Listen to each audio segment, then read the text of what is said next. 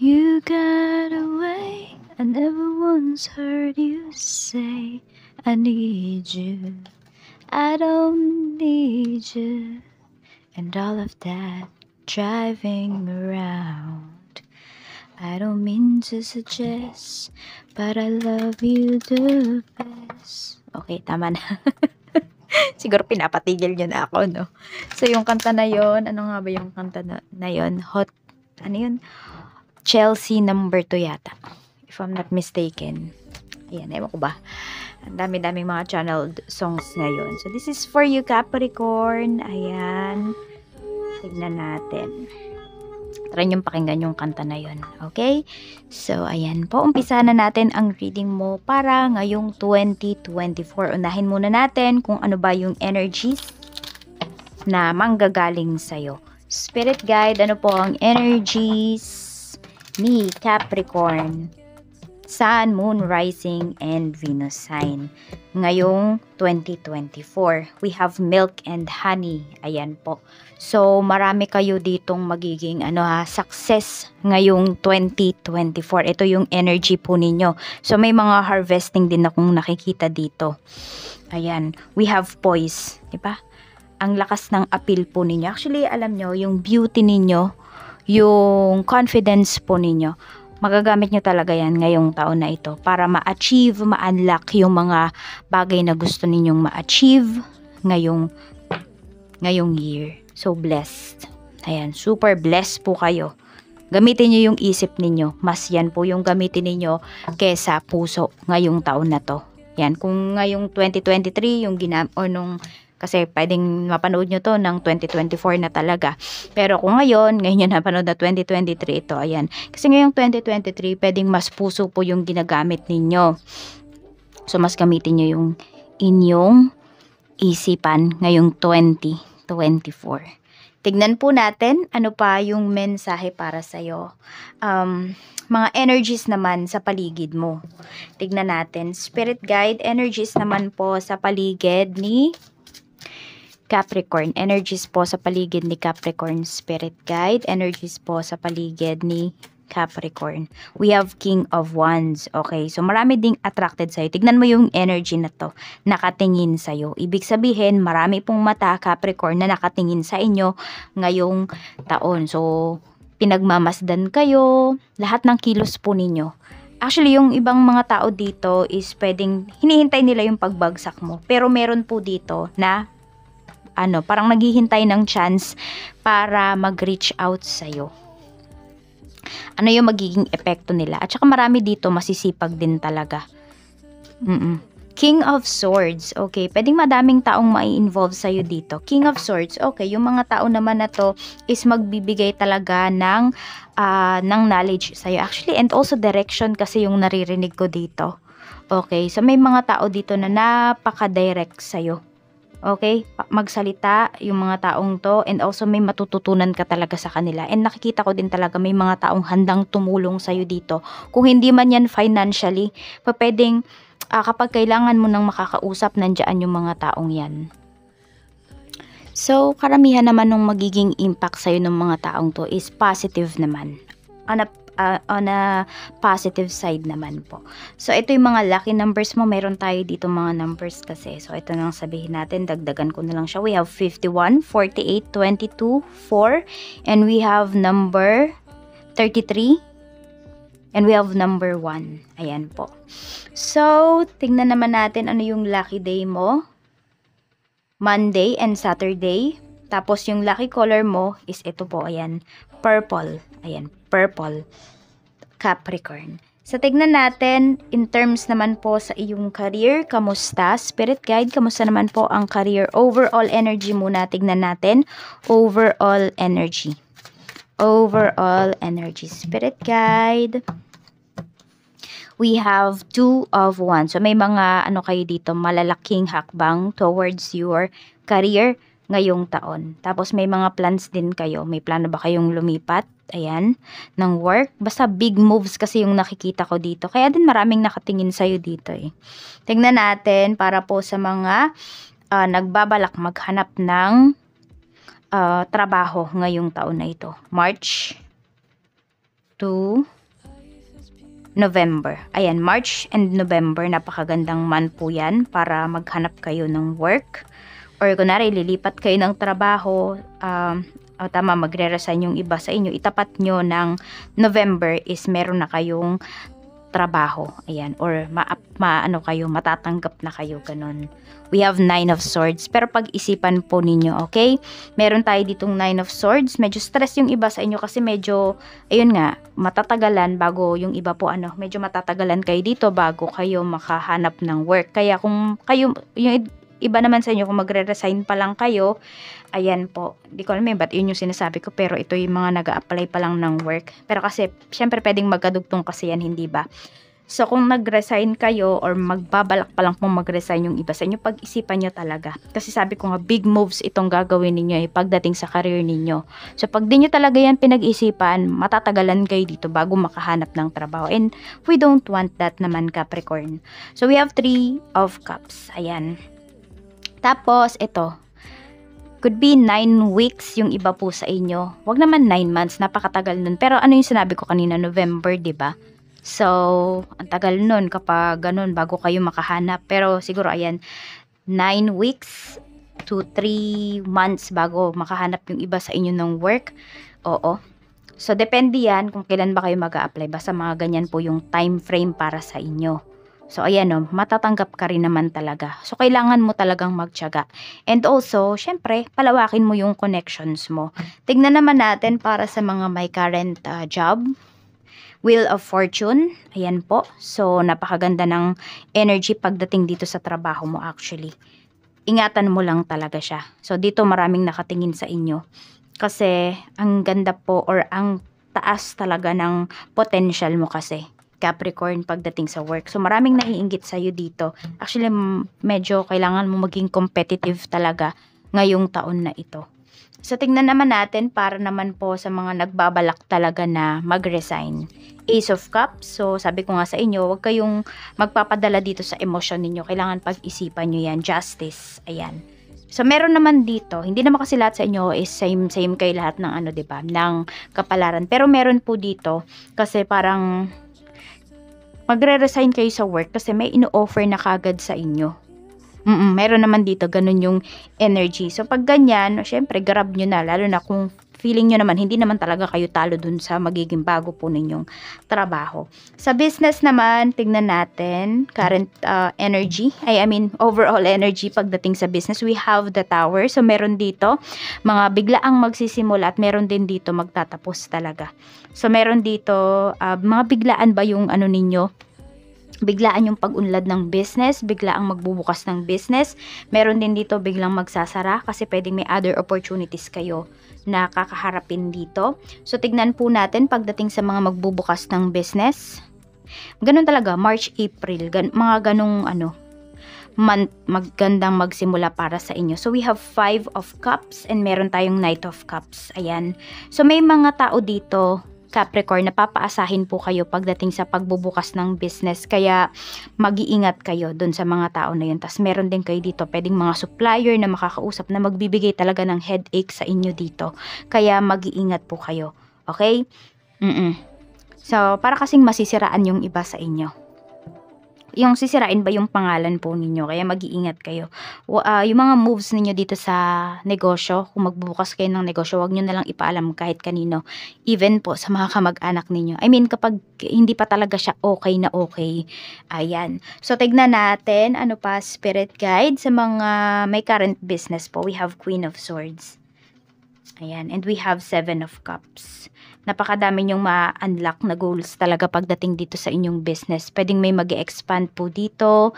Ayan, magbubukas ng branch. Actually, 3 branch yung nakikita ko, yung iba sa inyo. Kung malakihan na talaga yung business ninyo, 3 branch yung mabubuksan ninyo ngayong 2024. So, big achievement po yan para sa inyo. Tapos, ito din, yung mga tao na pinagkakatiwalaan mo, yung mga staffs mo pagdating sa business mo, salain mo talaga silang mabuti kasi meron dyan traidor. Tignan, yung sales mo maganda, kaya nga yung iba sa inyo makapagbukas talaga kayo dito ng branches. So, check naman natin sa mga nalulugi yung business. Dapat mo pa ba yung ituloy? Ace of Wands, ilaban mo pa yan. Knight of Pentacles, makakabawi ka pa dito. Could be kung kailan mo napanood yung video natin na to. Depende kasi yan sa inyo. Yung iba maaga nyo mapapanood, yung iba naman late na. So 8 months from now, magbilang po kayo, makakabawi kayo. So yung 8 months, yung 7 months na dadaan, ayan, medyo may struggle, ayan, pero makakayanan nyo naman po yan. So tignan natin pagdating naman spirit guide sa, okay, ano bang kind of business pala? Tignan natin yung iba sa inyo. Ayan, more on mga ano to mga pangmatagalan talaga siya. I mean, hindi siya yung mabilisan na pwede mo kagad ibenta. Yung iba nga po sa inyo, more on pagtatanim yung pinapakita dito. Or mga bagay na, sabihin natin, hindi man siguro months, pero could be araw or ilang oras talaga siyang ginagawa. Yung parang mano-mano kasi yung nakikita ko dito. Oo. Kung meron mang tulong ng machine, konting ano lang siya, parang isang stage lang tapos mano-mano na siya. Ganon yung mga nakikita ko na mga business para sa inyo na mas uunlad talaga kayo. So if you have talents, Capricorn, sa basta mga gawang kamay, likhang kamay, ayun, yung iba sa inyo, mas dyan po kayo unlad. Pero depende naman yan sa lugar po ninyo at kung paano nyo ba i-market yung inyong mga business. Sa pag-travels naman po, we have temperance, okay? So, yung iba sa inyo, sobrang busy ninyo. May pag-travel lang ako nakikita dito. Pwedeng sa mga magwo-work. Ayan, pero yung iba, for leisure, medyo, siguro maglalaylo muna kayo ngayong taon na to. Siguro mas more on pag-iipon, ayan. Kasi parang magstay lang kayo dito sa isang place. Wala masyadong pag-travel. Oo. I mean, yung travel na for leisure, okay? So, tignan natin pagdating sa health naman, we have 10 of Pentacles. So, more on maintenance, vitamins, and more on ito, ingat po kayo, more on sa puso yung nakikita ko dito. Kasi yung iba sa inyo, pwedeng nervyoso, nervyosa, tapos, parang madalas kayong hingalin ngayong taon na to. So, could be pwedeng need nyo mag-lose ng weight, or kaya naman sa mga kinakain po ninyo. Ayan lang yung pinapakita pagdating sa health ninyo. Pero kung meron na po kayong sakit talaga, syempre magpa-check up po kayo at sundin ninyo yung mga sinasabi sa inyo ng inyong mga doctors. Okay, tignan naman po natin yung family and relatives. We have 4 of Pentacles. So, mas more on matipid yung family mo dito. Or siguro encourage mo sila na magtipid, mag-ipon. Ayan. Queen of Wands. Merong pinag-iipunan. Meron dito talaga magastos. Meron kang family member na magastos. More on babae. Ito, Capricorn. Oo. Pwedeng kapatid mo, nanay mo, o kaya asawa mo. Ayan. So, ayan. Basta po, family members ninyo, napakagastos niya talaga. Parang lahat ng party, lahat ng occasions dyan sa family ninyo, lagi siyang present. Ayan. It's either lagi siyang may regalo or lagi siya yung punong abala. Oo, siguro kilala nyo yan na meron kayo kaagad naiisip kung sino yan. So, tingnan natin. Pagdating naman sa mga kaibigan mo, we have 8 of Pentacles. Ayan po. We have the Hermit. So, medyo madalang kayo makakapag-usap ng mga friends mo. Hindi lang kasi yung mga kaibigan mo yung busy, Capricorn. Even ikaw din. Sobrang busy mo din dito sa pagtatrabaho, sa pagkita ng pera. Parang sobrang dalang nyo lang talagang magkakausap. For some of you po, 13 times lang kayo makakapag-usap ngayong ngayong taon. Opo, so bilang na bilang lang po. Yun yung ibig sabihin yan. Pero number 13, yun yung naririnig kong number. So, tignan naman natin sa mga getting to know. Ayan po, we have 4 of Wands. Sobrang ma-effort nitong taong to na makakausap mo or kausap mo na ngayon. Ayan. So, pwedeng ipapakilala ka nito agad sa pamilya niya, Capricorn. So, sobrang ma-effort nito. As in, seryoso to sa'yo. Yun yung nakikita ko dito. Kaya lang madami siyang stress na pinagdaraanan sa life ngayon. Siguro ikaw yung niya. Ikaw yung, alam mo yun, pumapawi ng mga pagod niya pag nagkakausap kayo. Sa mga single naman natin, ayun need nyo daw talaga dito is umalis, need yung mag-grow, makakilala talaga ng mga tao. So, sabihin natin, kayo ba yung tipo ng tao na, ano ba yung means ninyo of dating? I mean, pag meron kayong nakikilalang tao, ano ba yan? Friends of friends lang ba? Or, makaka-chat nyo ba? Ganyan. So, ano ba yung mga hindi nyo ginagawa? Labas daw kayo dun sa comfort zone po ninyo. Kapag kayo ay gusto ninyong magkaroon ng relationship. Ayan. Tapos, kung may hinihintay kayo ditong bumalik, kasi Capricorn, toxic na yung tao na to. Parang pagbabalik pa to sa life mo, sasakit lang talaga yung ulo mo. Oo. Tapos, hindi kasi, kung may hinihintay kayo dito, hindi siya seryoso. Sa mga single po ito ha, yung wala pa talagang anak, as in single po kayo. Tignan natin para naman sa mga byudo or byuda. Ace of Swords, mukhang may makakausap kayo dito. Kung wala pa po kayong karelasyon, meron kayong makakausap dito, or kung meron na nga kayong karelasyon, yung kausap ninyo, karelasyon ninyo dito, sobrang lakas po ng tama niyan sa inyo, Capricorn, mga byuda at byuda. Okay, ipaglalaban niya talaga kayo. Parang walang makakapigil talaga sa kanya. Alam mo yun, diretso lang talaga yung isipan niya na ikaw yung gusto niyang makasama. Ganon. Tignan natin kung may tututol ba. We have Page of Wands. Anak na lalaki. Kung merong anak na lalaki yung karelasyon mo, yun, pwedeng yun yung tumutol. Basta nakakabata doon sa karelasyon mo. Yung pwedeng tumutol dito. Mas bata sa inyo. Parang ganyan. Tignan po natin pagdating naman sa mga in a relationship. Siya na ba? Yes, siya na, may kasalan dito, ayan no. Kailan mo kami tumututol dito, ayan. Or pwedeng isa sa inyo, hindi pa talaga ready, pero nakikita nyo naman na yung isa't isa na kayo na talaga. Oo. More on siguro na pressure lang itong person mo. Yan, sabihin natin na, yes, seryosong seryoso talaga sa'yo yung taong to. Kaya lang, pwedeng yung kasal, hindi pa yan ngayong taon na ito. Sa mga ano naman po, live-in, may balak bang magpakasal, the Fool and Ace of Pentacles. So, meron ako nakikita dito, pwedeng yes, no, pero pwedeng kulang sa pera, so pwedeng mangungutang pa. Ayan, so kung okay sa inyo na utang yung pampakasal, edi go. Kung hindi naman, at gusto ninyo na talagang pinag-ipunan, pinaghirapan ninyo, edi wag muna. Ayan, pag-usapan nyo na lang po, maging open kayo dyan sa topic na yan.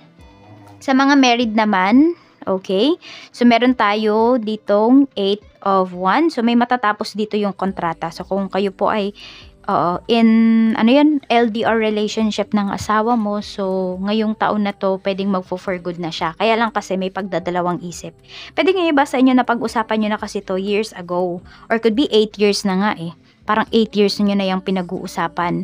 So parang laging ang nangyayari kasi is kunwari ngayong taon, nag-final na kayo na for good na siya, pero may darating na problem, so hindi na naman siya matutuloy, another contract na naman. So but this time kasi ayan buong buo na, pwedeng buong buo na yung decision ng person mo. Kung may ipon na kayo, okay, pero kung wala pa, ay pabalikin mo muna. Capricorn, or bumalik ka muna, kasi mahirap din naman yung buhay dito sa Pinas, diba?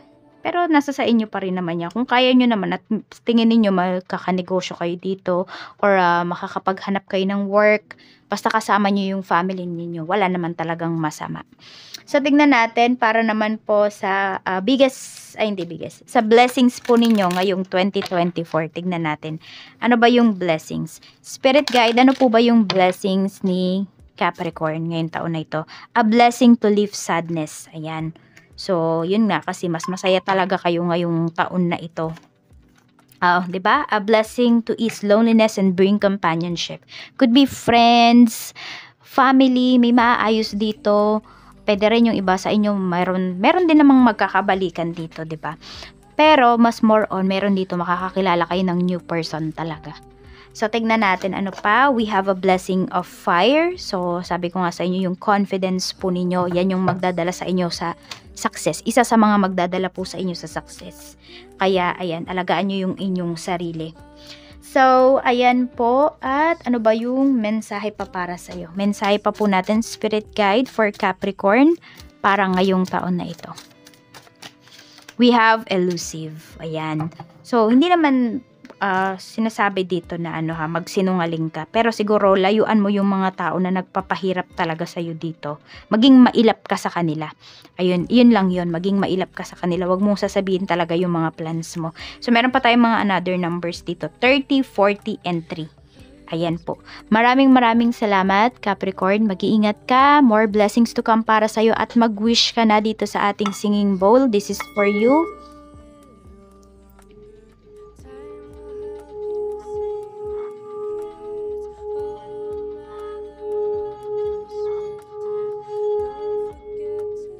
Wish fulfilled na yan, Capricorn. Bye-bye!